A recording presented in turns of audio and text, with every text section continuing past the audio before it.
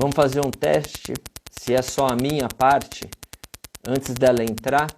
Então aí vamos ver se o problema é dela ou se o problema é meu, né? Aroma quântico, só tá eu, sem ela aqui. Como é que tá o som aí, o meu? Só tô eu aqui, ela não está. Ainda está, mas está mais baixo. Tá, beleza. Então, não sei o que fazer, né? Não tem jeito, pessoal. Aí vamos ver se ela entra e dá e se piora, né? E aí? Vamos lá, ela entrou, piorou ou não? Aroma quântico. Você que pegou desde o começo.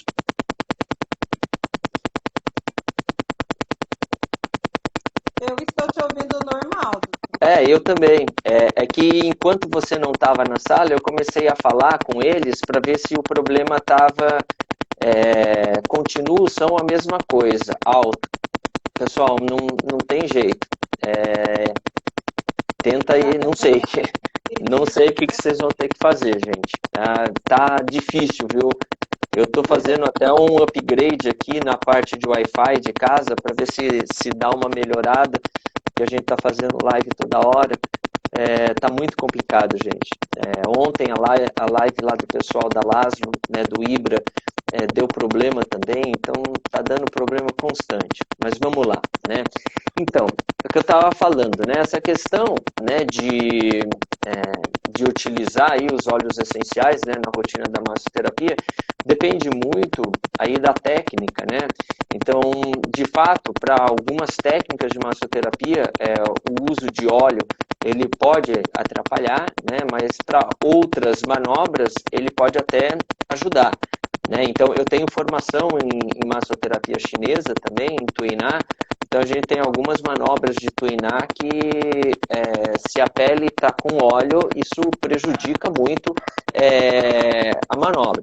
Enquanto que outras, dentro do Tuiná, dá uma melhorada. Agora, a gente tem vários outros tipos de massagem que, a partir do momento que você deixa a pele aí mais oleosa, você facilita muito o deslizar, né? E você acaba melhorando aí a manobra e a abordagem, né? Mas só que, por exemplo, quem trabalha muito aí com reflexologia, né? Que faz doinha, essas coisas, pode ser que dê uma atrapalhada, mas só que, por outro lado, se o massoterapeuta ele começa aí meio que se adaptar, né, com a pele um pouco mais lisa, ele ganha muito se ele fizer esse óleo, né, junto com a manobra, né? E tem uma questão importante aí que eu acho também, né, de se trabalhar a questão da aromaterapia na massagem, porque é claro que tudo vai depender do porquê que o paciente tá sendo submetido a uma sessão de massagem, mas eu acho que independente da causa, um relaxamento durante a massagem é uma coisa extremamente desejável, né? Independente se é uma massagem relaxante ou qual seja o objetivo dela. E se a gente consegue selecionar determinados óleos essenciais que, além de ter o efeito terapêutico para aquele paciente em questão, ele também tem um efeito de relaxamento, o paciente vai relaxar e ele vai desfrutar mais aí, né, da sessão de massoterapia. Né? Então, nessa sessão, a gente vai ter o componente olfativo e, como eu falei, né, no começo da live, o componente químico. Né? Então, muita gente aí da área de massoterapia me pergunta, tá, Guilherme, mas se eu tenho que fazer uma caixinha com 5 óleos, né, para massagem, que óleo que eu coloco? É difícil, né, porque a gente tem que saber o que a gente quer, né, dessa aromaterapia. E mais que isso, vamos supor, você chega e fala para mim, não, Guilherme, eu quero óleos que tenham um efeito relaxante, eu não quero com outras coisas, eu não estou... o meu objetivo da aromaterapia é ajudar a questão do relaxamento, né, emocional. Mesmo assim, a gente tem que ter uma quantidade aí meio que boas, uma quantidade variada, vamos dizer assim, de opções de óleo, porque eu estou falando em trabalhar a memória olfativa da pessoa. Então, por exemplo, a gente né? A gente tem óleos essenciais que são relaxantes e que têm uma conotação olfativa amadeirada, né? Tem óleos que têm uma conotação mais herbal, né? Outras que são mais florais, né? Outros que são mais doces. Então, isso vai depender muito do que a pessoa se identifica, né? Com qual conotação olfativa, né, ela se identifica. E por conta disso, a gente tem que meio que escolher óleos que são sedativos, mas que tenham aí pelo menos um óleo sedativo herbal, um óleo sedativo floral, um óleo sedativo mais adocicado, um óleo que tenha um efeito mais amadeirado. E não necessariamente você vai usar só um deles. Você pode criar cenários com esses diferentes aromas, né? Então, o que eu costumo falar para o meu paciente, quando eu vou fazer a intervenção nele, porque muitas vezes o paciente ele não sabe definir o que é o aroma, né?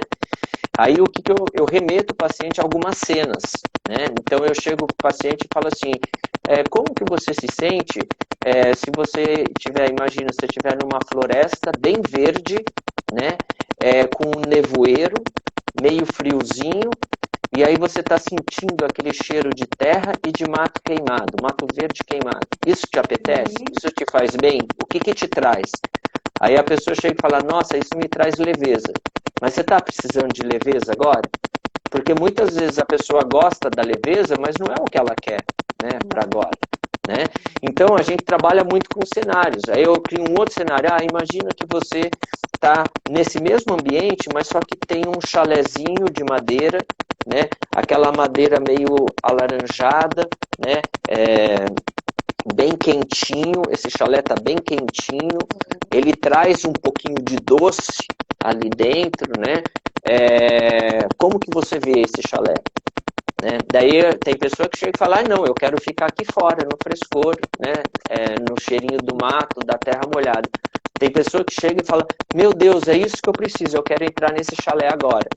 Aí o que eu faço? Eu remeto para um amadeirado mais adocicado, né?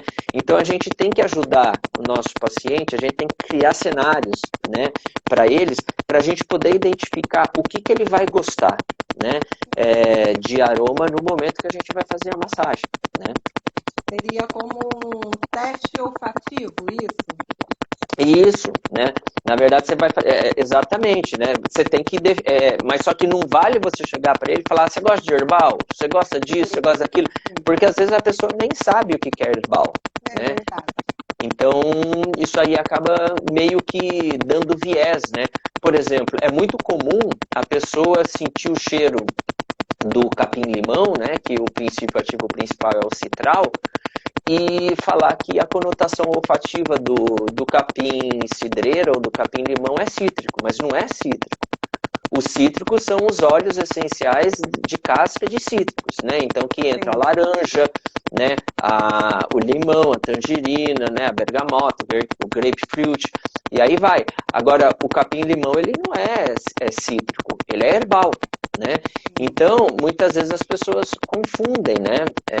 Quando você fala, por exemplo, floral, né? Aí as pessoas, o floral não necessariamente é um floral adocicado, né? A gente pega, por exemplo, uma lavanda, que ela tem uma conotação floral no fundo, mas só que ela é um floral junto com o herbal. É diferente do ylang-ylang, que é floral e doce, né? Então a gente tem que trabalhar com esses mapas aí olfativos para a gente promover e tentar promover aí o máximo de memória olfativa positiva para esse paciente no momento que ele está na intervenção, tá? Questão aqui. O ruído está incomodando, né, o pessoal, mas não tem o que fazer, gente, infelizmente. Estou dizendo mesmo o ruído. Mas tem uma pergunta aqui. Pode, você conseguiu ler a pergunta? Daí eu respondo. Mesmo. A pessoa está justificando que você já tentou indicar várias vezes. Sim. E permanece. Sim. E aí uma coisa que eu gosto muito, né, de abordar, e que isso é muito importante, né, quando a gente vai associar aromaterapia com outras técnicas e vai usar a aromaterapia por via tópica, é o quê?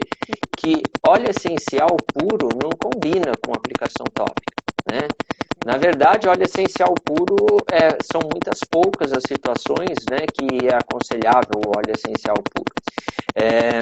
Então, a gente precisa trabalhar muito na diluição desse óleo em carreadores que vão ser mais adequados aí para cada paciente em questão ou para cada técnica, né, em questão.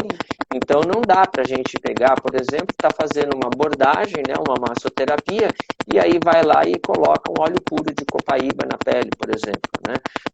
Não é essa a forma. Tem alguns óleos que, em questão de toxicidade, eles nem têm muita toxicidade na pele se for aplicados puro. Mas o que acontece é que você perde muito o quê? A capacidade das moléculas que estão no óleo essencial de conseguir penetrar nessa pele e adentrar na pele para fazer o efeito do químico do óleo essencial no corpo inteiro.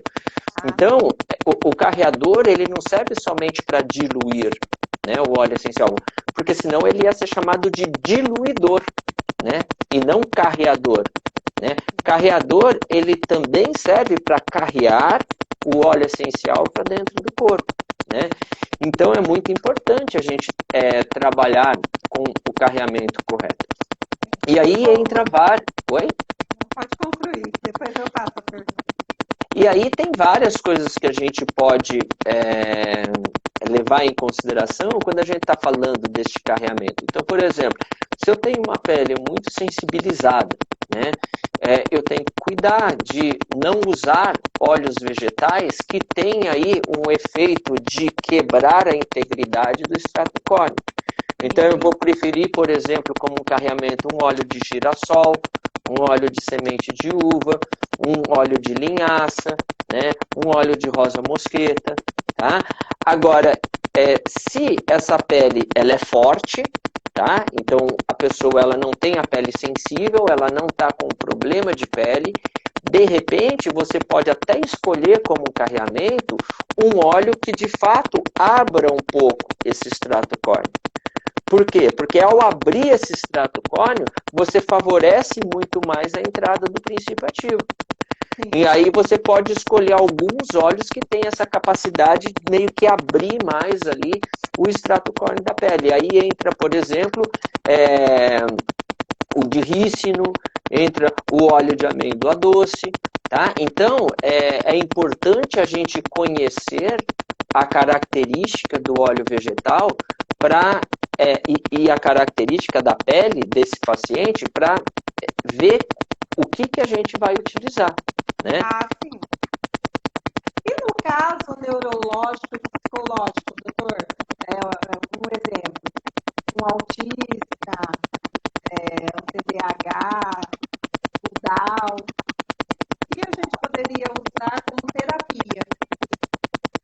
Então a gente está entrando com a psicopatologia, a gente vai focar mais aí na questão dos olhos, né? Então, por exemplo, no TDAH, a gente vai ter que entrar, na verdade, embora o TDAH, a clínica do TDAH traz para a gente um indivíduo que é agitado, principalmente a criança, né? Um adulto que tem TDAH, ele não é agitado, ele é mais desconcentrado, né? Agora, em geral, a criança TDAH, além dela ser desatenta, ela é agitada, né? Claro que a gente tem os subtipos, né, de TDAH. A gente tem o tipo desatento, o tipo hiperatividade e o tipo omisso. Mas independente aí dos tipos, o TDAH, ele resulta, neurobiologicamente falando, de uma baixa atividade do córtex pré-frontal. Então, na verdade, o que a gente tem que fazer é estimular o córtex pré-frontal desse paciente, porque daí, estimulando o córtex pré-frontal, a gente vai melhorar o quadro cognitivo e também o quadro de hiperatividade. Porque o que o córtex pré-frontal faz? Ele inibe a região pré-motora e a região motora do cérebro. Então, o que a gente está fazendo? A gente está potencializando o freio ao invés de inibir a área pré-motora e a área motora, né? E aí a gente tem que entrar com alguns óleos que têm aí um efeito importante, né, de estimular o córtex pré-frontal. Para esses casos, eu gosto muito do cedro, né? Principalmente do cedro do gênero Cedrus, que é o cedro Atlas ou o cedro do Himalaia, por conta de uma substância aí que chama imacaleno, tá? Eu gosto muito dos pinenos, né, dos óleos que são ricos em pinenos, então aí entra as coníferas, né, o pinheiro, o espruce, né, o próprio Líbano, ele tem aí, né, pineno, o cipreste, tá? Mas só que a gente não pode só entrar com ativação, né? Todas as abordagens que a gente faz, a gente não pode só deprimir, entrar só com óleo sedativo ou entrar só com óleo estimulante. A gente tem que fazer um equilíbrio. Porque se a gente entra com uma sinergia muito estimulante, a gente pode fazer com que esse indivíduo que tenha TDAH, ele entre num quadro de ansiedade, e a ansiedade ela também prejudica a atenção, o foco e o controle dos impulsos, né? E, inclusive, os pacientes que têm TDAH, grande parte deles tem como um quadro comórbido um estado de ansiedade. Então, a gente também tem que mexer aí, ajustar um pouco a questão da ansiedade desse paciente com transtorno de déficit de atenção e hiperatividade. E aí eu gosto muito de usar dois óleos para isso, que além deles trabalharem a questão da ansiedade, eles também trabalham na questão do centramento e na questão do controle dos impulsos, que é os óleos ricos em linalol. Então aí pode ser a lavanda, mas pode ser o rude, pode ser, enfim, a hortelã-bergamota, né, a própria bergamota, e o vetiver, que também é um óleo bastante interessante nesse caso.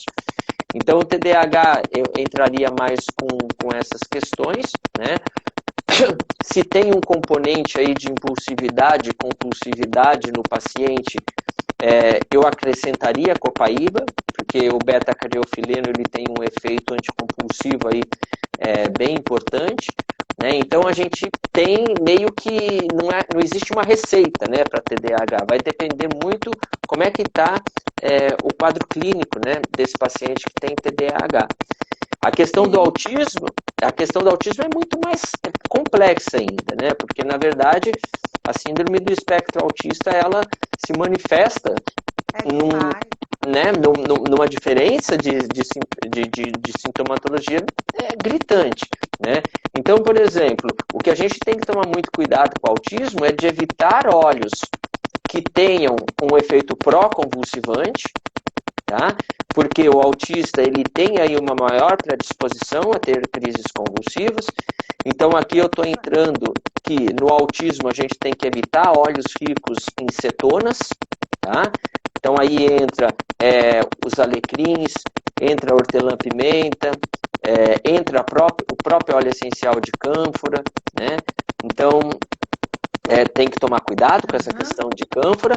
A gente tem que tomar cuidado com óleos que tenham níveis elevados de 1,8-cineol, que é uma substância que também é conhecida como eucaliptol. Tem alguns óleos aí que tem bastante 1,8-cineol, como o eucalipto globulus, o eucalipto radiata tem menos, mas só que ele também tem. E o próprio alecrim, ele também tem 1,8-cineol. Então, isso não dá para usar num paciente com autismo de jeito nenhum, né? E aí entra o que a gente está querendo com aromaterapia para esse paciente com autismo, né? Se ele está aí num quadro, numa crise de agressividade, essa associação de vetiver com o linalol, ou seja, um vetiver com lavanda, um vetiver com rude, ele é muito interessante. Ele é muito interessante, né? Se ele está muito... Oi? Pode falar. Porque tem também aquele silencioso. Eu falo isso porque eu sou psicopedagoga também, né? E eu já trabalhei com vários tipos de casos de autismo. Inclusive, o último que eu atendi, ele era muito quieto. Só que ele tinha a reação dele era na defecção. Quando ele ia ao banheiro, infelizmente ele saboreava o que ele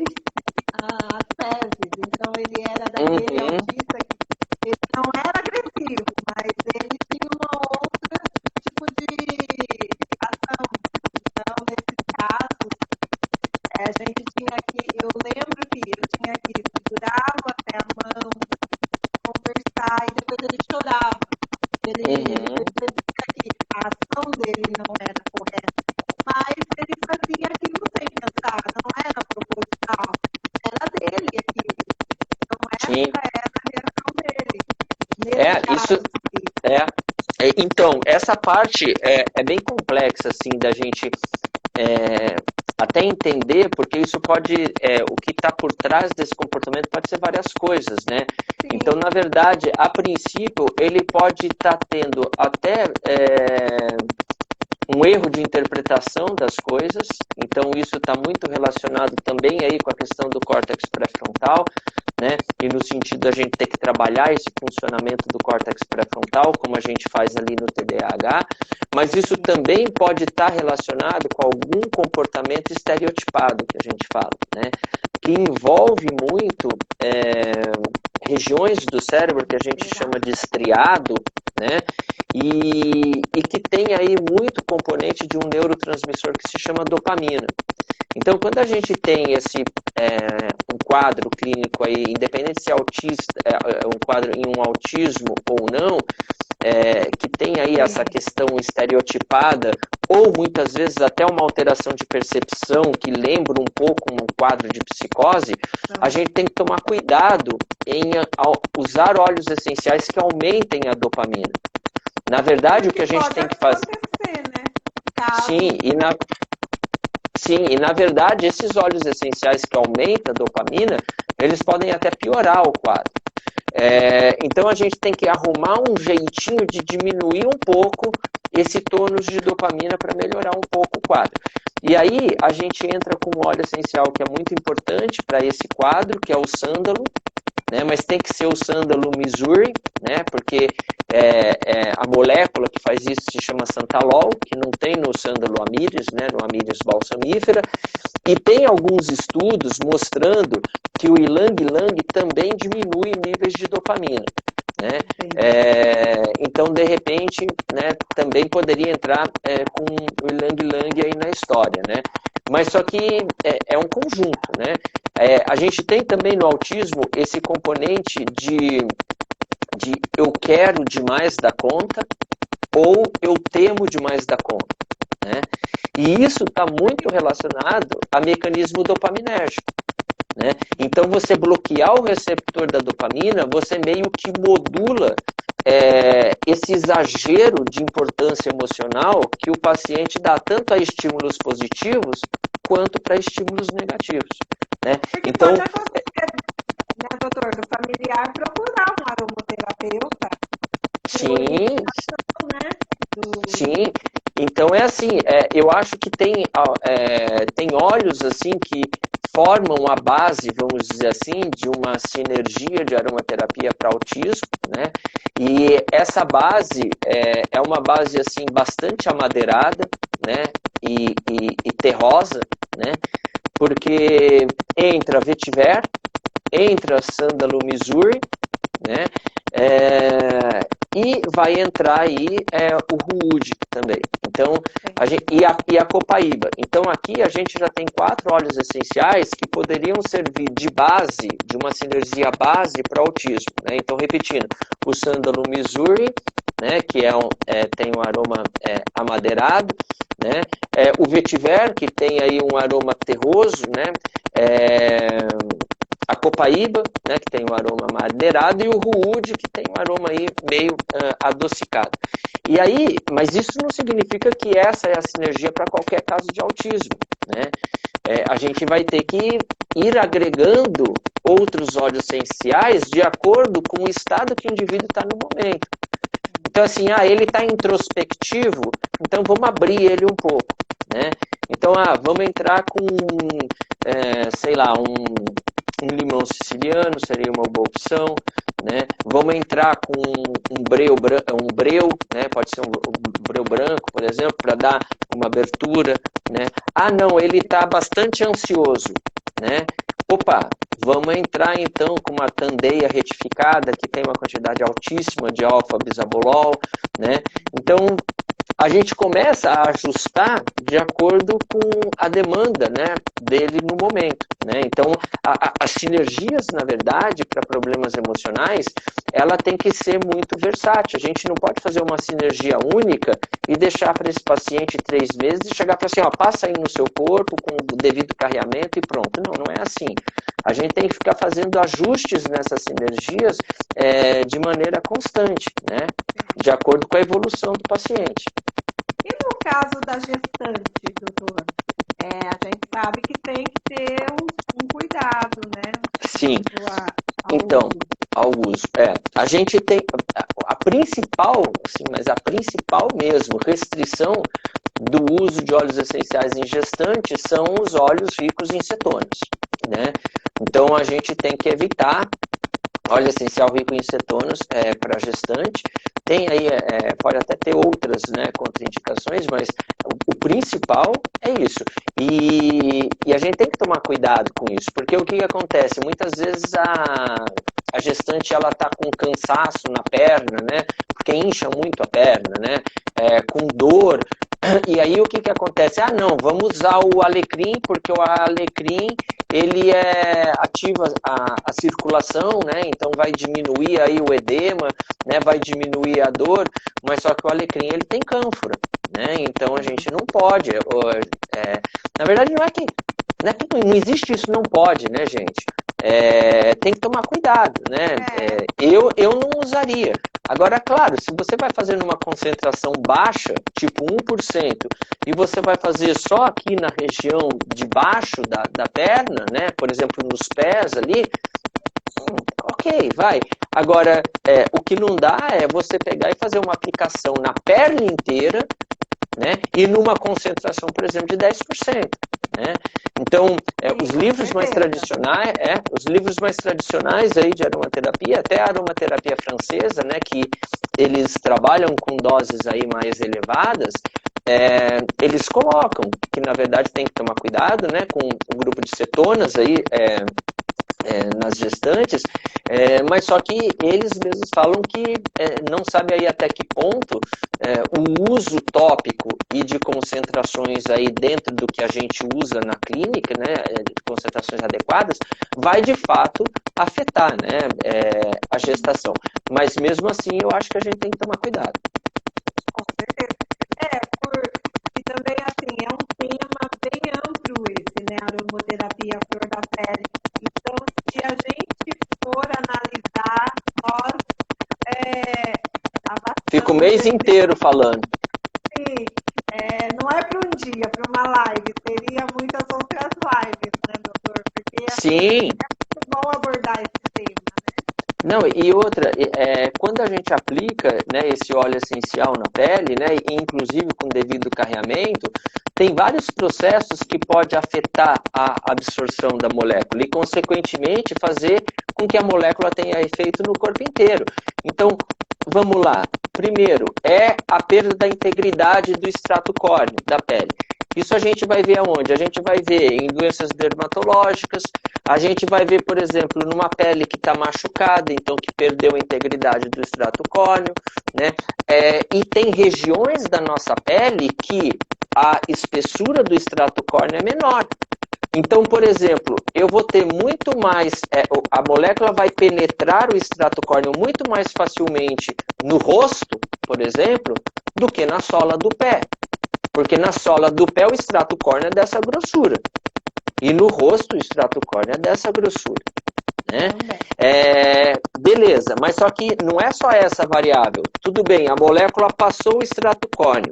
Então, para ela chegar no corpo como um todo, ela tem que entrar onde? Na corrente sanguínea. Então, aí também é outra variável importante. Se a gente coloca esse óleo essencial em regiões do corpo que tem maior irrigação, a gente vai ter uma maior absorção. Né? Outra coisa, como é que tá essas aberturas? Então a gente tem o extrato córneo, que é como se fosse literalmente uma barreira, mas essa barreira, ela tem, vamos dizer assim, furinhos, que são fisiológicos. E aonde que está esses furinhos? Está na saída dos ductos das glândulas, então glândulas sudoríparas, glândulas sebáceas, e está na saída da onde? Dos folículos pilosos. Então, se você administra numa região que é uma região do corpo que produz muito sebo, que produz muito suor, e é uma região que tem saída, muita saída de folículos pilosos, a molécula ela consegue penetrar com mais facilidade. Então veja o tanto de coisa que tem, né? De forma que, se a gente for pensar, qual que é a região, uma das regiões que tem mais absorção na pele? A virilha, né? Porque a virilha a gente tem um componente aí glandular muito importante e a gente tem saída de folículos pilosos, né?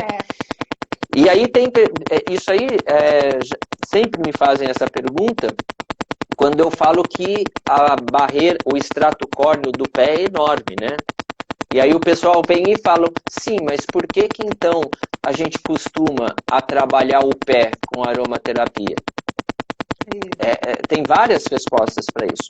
Número 1, porque no pé, na sola do pé, a gente tem um microsistema, né? A gente tem a reflexologia na palma do pé. Então a gente está trabalhando o quê? Todo o nosso organismo na palma do pé, tá? Então isso é uma coisa. Mas só que aqui, de fato, na palma do pé, a gente tem pouca absorção. Mas só que quando a gente vem aqui na lateral do pé, essa lateral do pé aqui, ó, a gente tem uma pele muito fininha, isso significa que o extrato córneo é fininho, e podem olhar aí no pé de vocês, se a gente não vai ver uma rede de vasos importante no meio, aqui na lateral do pé. Então, essa parte aqui, lateral do pé, a gente tem um processo de absorção importante. Então, massoterapeutas que trabalhem aí a reflexologia podal, não esqueçam, se vocês forem fazer aromaterapia junto, de trabalhar essa região lateral, para favorecer também a absorção do princípio ativo. Tá? Outra coisa que afeta muito a absorção é o quê? O quanto que essa pele está hidratada, porque daí é como se fossem os poros pequenininhos, eles se abrem quando hidrata, né? E também o quanto que os vasos sanguíneos na periferia estão abertos, né?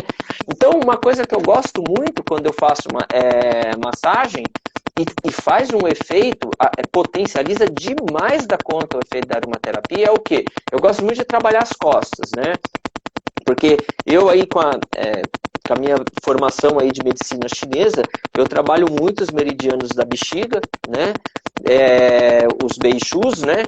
Mas só que, então, as duas linhas, né, dos beixus, trabalho também a linha do vaso governador, mas só que aí o que eu faço? Eu pego e acabo usando as costas do paciente, que é uma área grande, como uma face de absorção dos meus olhos, da minha intervenção da aromaterapia. Então, além de eu estimular os pontos, os meridianos que estão ali, eu uso aquelas costas para favorecer a entrada do óleo essencial na corrente sanguínea.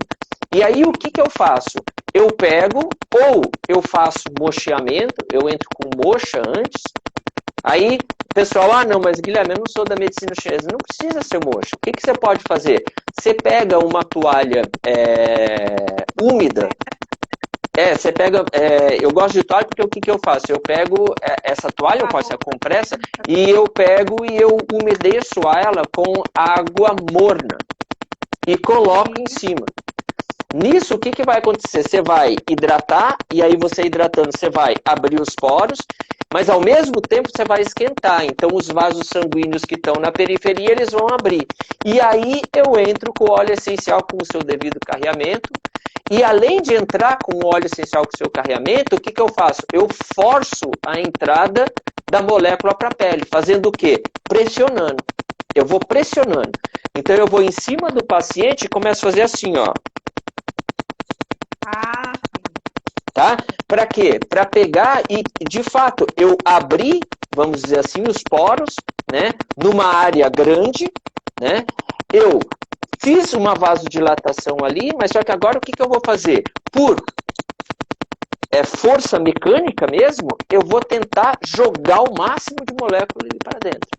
Então, a gente tem pequenos detalhes aí, quando a gente for fazer a aromaterapia por via tópica, que faz toda... Isso, bem palmar mesmo, porque eu quero fazer uma força mecânica para essa molécula entrar na pele, né? Legal. Então, tem certos detalhezinhos aí que fazem toda a diferença, né? E que as pessoas falam, não, mas isso aí é bobeira. Não, mas cada bobeirinha, quando junta uma bobeirinha com outra, acaba fazendo diferença, né? Muitas.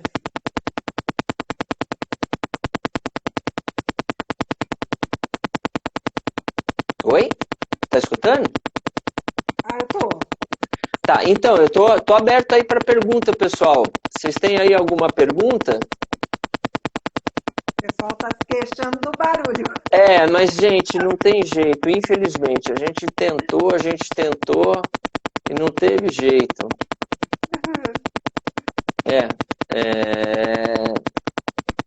Só tão aí falando Mais uma pergunta.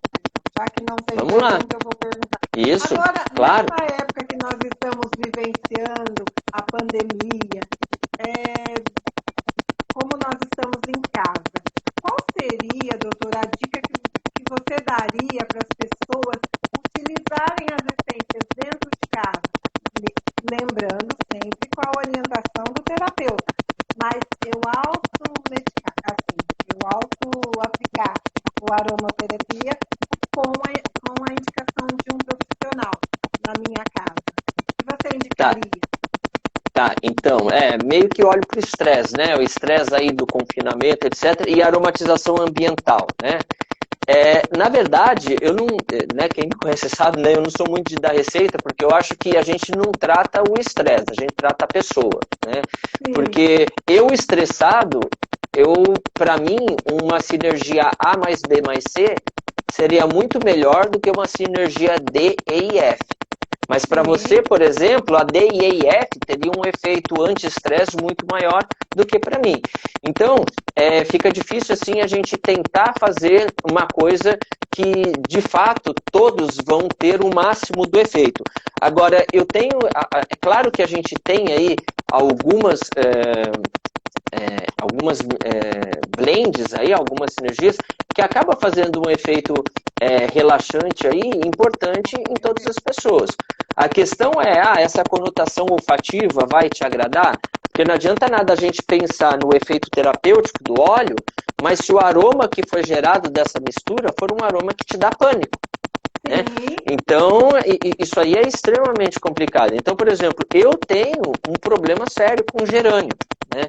E o gerânio, ele tem aí um efeito relaxante, né, importante, ele tem geraniol, ele tem aldeído, o aldeído é tranquilizante, mas se colocar gerânio no ambiente, isso me incomoda, né? Não me faz bem. Então, tirando essa questão, né, de questões olfativas, a gente tem sinergias aí que podem fazer um efeito legal e sinergias baratas, né? Não adianta a gente passar aí, não, compra, faz esse mais aquele e são caríssimos, né? Então, a lavanda. A lavanda eu não indico fazer o uso isolado de lavanda. Porque a lavanda, ela pode aumentar o quadro de ansiedade em alguns indivíduos. Eu conheço várias pessoas que têm problema e existe um porquê disso, né? A lavanda, ela modula muito o sistema da serotonina e a serotonina, ela é danada, porque quando ela atua em um tipo de receptor dela, que é o 5-HT1, ela diminui a ansiedade. Agora, se a serotonina atuar no 5-HT2, ela piora a ansiedade. Né? Então, e não tem como a gente chegar e aplicar lavanda no paciente, né? Ou você se administrar lavanda e chegar e falar, olha, lavanda só vai mexer com 5-HT1. Não tem como fazer isso, né? Então, o que acontece? A gente tem como diminuir o efeito do 5-HT2, né? Usando o sândalo misuri. Né? Guilherme, mas o sândalo misuri é muito caro. Compra o sândalo misuri a 10% da Laszlo, que ele funciona muito bem e que ele não é tão caro. Então, se você adicionar sândalo misuri com a lavanda, 99,9% de chance de você não piorar a ansiedade. Porque o sândalo misuri meio que ele é o antídoto do efeito ansiogênico, né, da lavanda. Então essa duplinha aí, né, o sândalo misuri com a lavanda, ele faz um efeito legal, mas a gente pode potencializar isso aí, com esse efeito tranquilizante, entrando com uma laranja, que vai atuar por outra via, né? E a gente pode potencializar entrando com copaíba, que vai entrar aí por outra via, o beta-cariofilina vai trabalhar outra via, né? A gente pode entrar com o capim-cidreira ou capim-limão, né, que é o Cymbopogon citratus, que também vai modular outra via. E a gente pode entrar com um óleo novo, que na verdade, o óleo que eu estou indicando muito agora para a questão emocional, por conta de ser o único óleo que tem uma quantidade muito grande de bisabolol e que também tem um pouco cheiro, e isso é muito interessante, porque ele tem um aroma neutro, então ninguém vai poder falar, eu não gosto desse óleo, que é a candeia retificada, né? Candeia retificada, você coloca ali, não tem, o aroma não tem nada. Então, ela pode entrar na base aí dessa sinergia, fazendo um efeito químico que vai dar tranquilização muito potente e sem, entre aspas, perturbar o aroma da sinergia, né? Tá? Então, a gente tem... e a candeia é barata. Né? Tem que ser candeia retificada, tá? Porque a candeia sem ser retificada, ela tem cheiro de chulé e ela tem menos bisabolol, tá? Aí vamos lá. Eu não gosto do aroma do citral, né? Eu não gosto daquele cheiro do citral. Eu posso tirar o citral? Eu acho que pode. Então, você pode fazer sândalo, lavanda, laranja, copaíba e candeia, por exemplo. Ó, candeia é barato, copaíba é barato, laranja é barata, lavanda é barata e o sândalo misuri a 10% é barato. Então você tem aqui, ó, um sossega-leão com a junção desses 5. Pode ter outro? Pode. Você pode colocar uma manjerona, por exemplo, né? Você pode colocar... que mais? Vamos ver.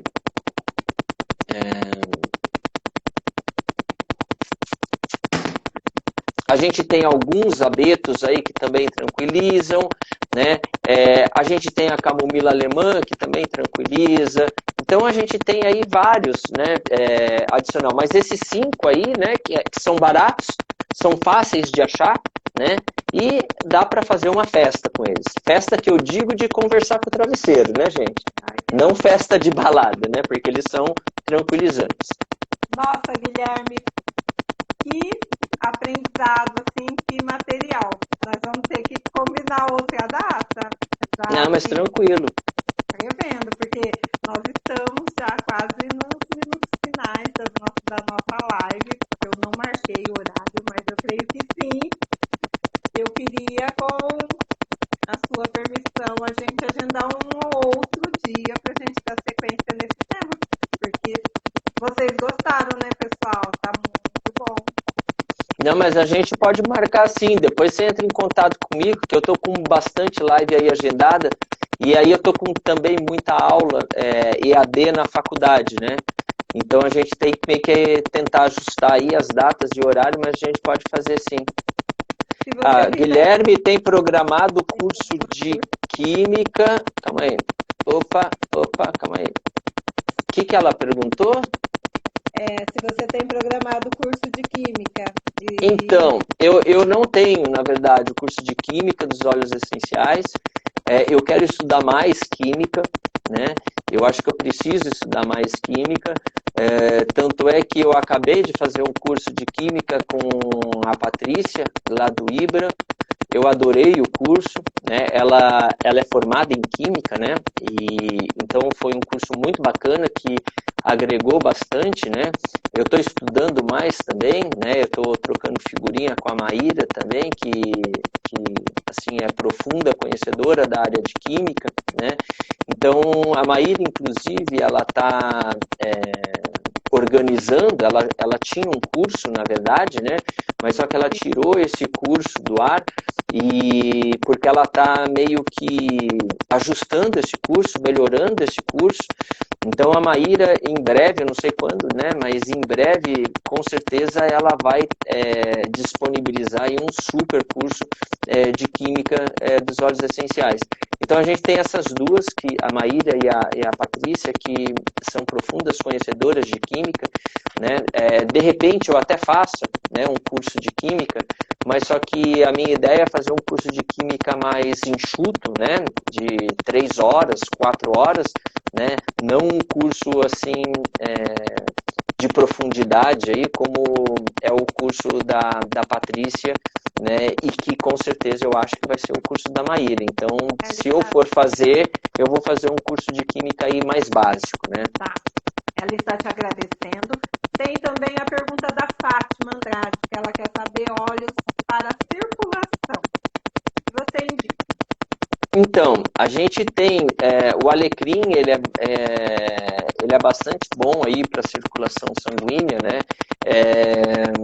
A gente tem os ricos, né, em monoterpeno, então quando a gente pega aí as coníferas, elas também têm um efeito aí na circulação bem legal, né? Então, você colocar, por exemplo, um alecrim com um olíbano ou com um cipreste, né, faz um efeito bem bacana. O próprio limoneno, né, que é um monoterpeno, ele também tem aí um efeito aí, na circulação importante, mas a gente tem que tomar um pouco de cuidado, né, porque e na verdade até com as coníferas, né, e com o olíbano, o cipreste, porque esses óleos que são ricos em monoterpenos, né, e que têm um efeito de ativar a circulação importante, eles são moléculas que se oxidam com muita facilidade, né? E isso significa que uma vez que eles estão em contato aí com o ar, né, e se você aplica na pele, ele vai ficar fazendo contato com o ar, ele pode oxidar e ele forma o que a gente chama de epóxidos, né? E esses monoterpenos oxidados, eles têm aí um efeito dermocáustico, né, importante. Então, a gente tem que tomar cuidado com a concentração que a gente vai colocar, né? E a gente tem ainda, né, nos cítricos, principalmente aí no limão e na bergamota, o bergapteno, né, que é fotossensibilizante. Então, tem que tomar cuidado aí para, se for utilizar, não se expor ao sol aí pelo menos 12 horas de aplicação do produto. Né? Eu creio que só ela. Não tem mais, tem. Estão te elogiando. Obrigado, gente. O professor Guilherme é um professor incrível, mestre dos alunos. Aí a Viviane quer saber, e se colocar um óleo vegetal antioxidante, ajuda a diminuir a oxidação? Ajuda sim, né? Se colocar, por exemplo, uma semente de uva, né, que tem maior quantidade de alfa-tocoferol, né, de vitamina E importante, ajuda sim, tá? Mas mesmo assim, a gente tem que tomar cuidado, tá? Na verdade, todas as formulações tópicas que eu faço, quando eu faço aí a mistura dos óleos vegetais, eu sempre coloco vitamina E isolada, né, no produto. Porque assim, uma coisa que me incomoda muito é o cheiro oxidado, né? O cheiro de óleo vegetal oxidado é uma coisa que me incomoda muito, né? Aquele cheiro de ranço, né? Então, nossa, se eu começo a passar um produto e começa a ficar aquele aroma de... Nossa, aquilo me incomoda demais da conta. Então, eu acabo sempre colocando 2% aí da formulação de alfa-tocoferol e isso, nossa, ajuda bastante. Tanto é que eu não tinha o costume de aplicar óleo vegetal na pele e agora com o inverno, né, eu estou aplicando e estou fazendo assim de boa justamente porque o alfa-tocoferol está ajudando bastante a não rancificar. Que bom. Então, Guilherme, é isso, a gente gostaria de agradecer muito, em nome do projeto, da equipe toda e dos docentes também, da equipe técnica do SENAC, pelo seu sim, pela sua disponibilidade. A gente sabe que a sua agenda é imensa, né? Tenho acompanhado o seu trabalho. Então, assim, obrigado mesmo de coração por todo esse aprendizado, por essa live, mesmo com contratempos, mas valeu a pena. Foi um material muito riquíssimo para a gente. A Viviane está dizendo aqui, já gelificou o óleo vegetal? Não, nunca tentei. Como é que ela faz? Vamos esperar ela responder. Ela fez uma pergunta. Vamos ver, ela vai responder. Que tem um delayzinho aí, né? Sim. Vamos ver. Interessante.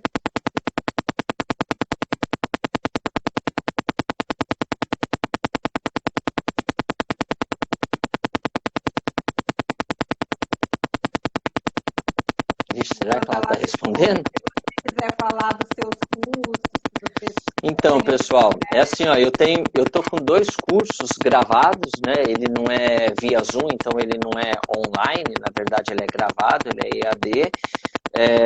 Um curso é farmacologia aplicada à aromaterapia, então aqui a gente aborda toda a questão da farmacologia dentro da aromaterapia, e o outro é aromaterapia aplicada à dermatologia. Esses 2 cursos eles estão lá no site da Baisâmia, tá? E em breve a gente vai lançar 2 cursos também pela Baisâmia. Um curso é de psicofarmacologia dos óleos essenciais e o outro é de aromaterapia na visão da medicina chinesa. Ainda esse mês a gente está lançando esses 2. Aí vamos lá, eu acho que ela respondeu, não foi? Na verdade, fiz um curso. Nossa, eu não estou conseguindo enxergar. Você consegue ver aí? Na verdade, eu fiz um curso de farmacêutica cosmética. Ensinando. Acho que é uma ideia boa. Depois mando no direct o composto para isso. Ah, legal. Obrigado, Viviane, né? Valeu, Viviane. Obrigado. Aí a Viviane está dizendo, perdão, onde o farmacêutico estava ensinando, quero experimentar porque acho que vai ficar mais fácil para passar. Ah, legal. Legal, boa. Tá vendo? É o que eu falo. Live é uma coisa muito legal, gente, porque a gente troca conhecimento, né? Não é só, o Guilherme está passando conhecimento, nada disso, né? A live aí a gente troca, né? A gente acaba aprendendo muita coisa, né? Então é por isso que a gente tem que estar sempre aberto, né? Obrigadão aí, Viviane. E aí, os 2 cursos são isso, isso aí, né? O meu Instagram é o Instagram por onde está a live, né? Que vocês entraram, né? Então é dr.guilherme_santos, certo? Então é isso. Poxa, eu queria agradecer mais uma vez aí o convite de vocês, agradecer o pessoal aí que prestigiou a live, um horário meio chato, né? Mas só que se a gente joga esse horário para a noite, aí fica praticamente impossível, porque o trânsito da internet é muito maior, começa a falhar muito mais. Se a gente joga para 9 horas da manhã, também está complicado. Só para vocês terem uma ideia, eu fiz uma live com um colega veterinário, 8 horas da manhã. Hoje, a diferença foi gritante. Não falhou nenhum momento, não deu ruído, não deu nenhuma intervenção. Então, conforme a gente vai utilizando aí horários que ficam, entre aspas, mais fácil, né, para o indivíduo prestigiar a live, é o horário que todo mundo está fazendo live e que a gente está tendo, que é um excesso, né, de utilização da internet. Então, está ficando impossível, né, de fazer. Então, desculpa aí, né, esse horário meio chato, né, que é meio que o horário aí do almoço, né? Mas é o jeito, né? Então é isso. E obrigado aí por tudo, gente. Obrigada a você, Guilherme. E Um super abraço, viu? Tchau. Tchau, tchau. Deus abençoe.